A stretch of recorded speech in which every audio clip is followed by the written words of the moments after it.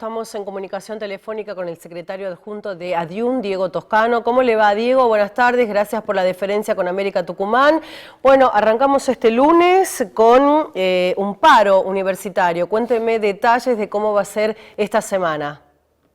Bueno, muchas gracias, Laura. Te comento, todas las universidades del país están de paro hoy, tanto las que están federadas en CONADU histórica, como las que están federadas en la otra CONADU, otra federación docente, ante la gravísima situación salarial que se está viviendo en el campo de las universidades, y este paro va a durar toda una semana. En el caso particular del día de hoy se suma un paro de trabajadores no docentes de las universidades, que bueno, que también están en una situación de reclamo salarial ante un gobierno que no convoca paritarias, cuando convoca va con mala fe, y termina imponiendo aumentos por decreto, que son ni siquiera compensaciones de lo que se pierde por la inflación. O sea, nosotros, el gobierno ha planificado una serie de aumentos de acá hasta el mes de diciembre, que van del orden del 1%, 1,2 distintos meses. En todos los casos la inflación ha sido superior y nosotros estamos en este momento con una desvalorización salarial que supera el 50%. Quiere decir, digamos, que el sueldo se ha desvalorizado de una manera tremenda desde que asumió el gobierno. Diego, te hago estas preguntas. ¿Qué reclamos centrales están planteando ustedes al gobierno y qué llevó, bueno, sabemos lo que llevó a que los docentes decidan parar una semana? ¿Y cómo va a afectar a los alumnos, a los estudiantes universitarios? Porque recordemos que también hay fechas de exámenes.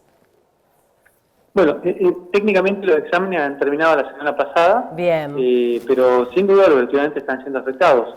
Sí, no solo por la medida de fuerza, eso sería una simplificación de parte nuestra. Nosotros tenemos una situación muy grave en el campo estudiantil en este momento, en el que hay decenas de miles, quizás centenas de miles en todo el país, que no pueden retomar sus estudios, porque las condiciones sociales del país no lo están permitiendo, las condiciones de cursado tampoco.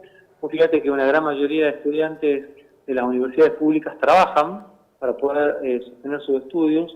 Los ritmos de trabajo que hay muchas veces en las empresas o en las aplicaciones no permiten a los estudiantes poder, uno diría, planificar un cursado con un horario flexible. Luego tienen la situación en la que la gran mayoría de las facultades, no todas, pero la inmensa mayoría, no tienen la posibilidad de tener un doble turno de cursado porque no tienen docentes, porque no pagan, digamos, lo que sale tener un doble turno, y esto hace que muchísimos estudiantes en este momento estén desertando de las universidades. Bueno, una situación que nosotros esperaríamos que no se dé. Por otro lado, tampoco hay una política de becas, ha sido desmantelada la precarísima política de becas que había, ni hablar de que tampoco hay una política de comedores. Nosotros tenemos estudiantes que a veces están en la facultad desde tempranas horas de la mañana hasta a veces hasta la última hora de la tarde, tomando mate.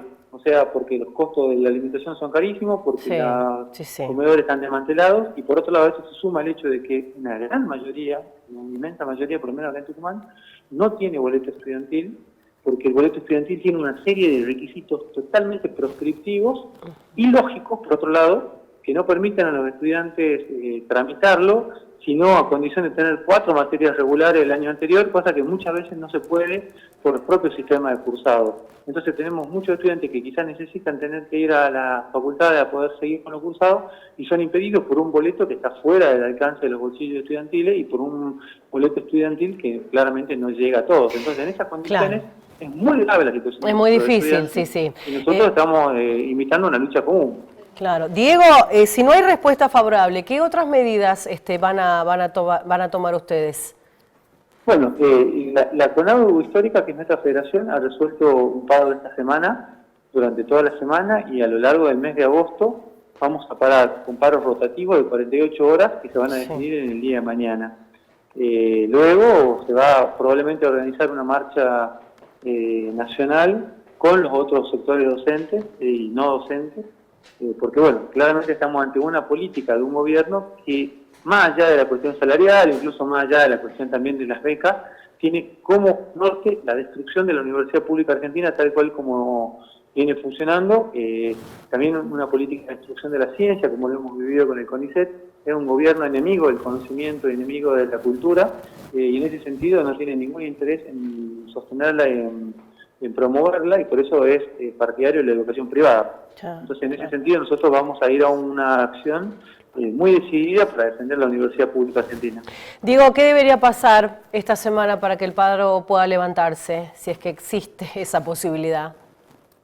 Bueno, en primer lugar el gobierno debería tener una propuesta de recomposición salarial, pero nosotros sabemos que no la tiene porque en otras cosas tiene una política económica que está haciendo un desquicio de la economía del país, una situación de completa inestabilidad, destinado a la totalidad de los recursos del país, los jubilados, el problema de los discapacitados, los fondos para la ciencia, etcétera, los ha rifado en el pago de la deuda externa y podríamos decir, una corrida especulativa con los bonos para mantener una cuestión económica que es totalmente artificial, y en este contexto, bueno, nosotros lamentablemente quienes tenemos unos años ya, sabemos que la situación argentina es mala y este tipo de situaciones no terminan bien.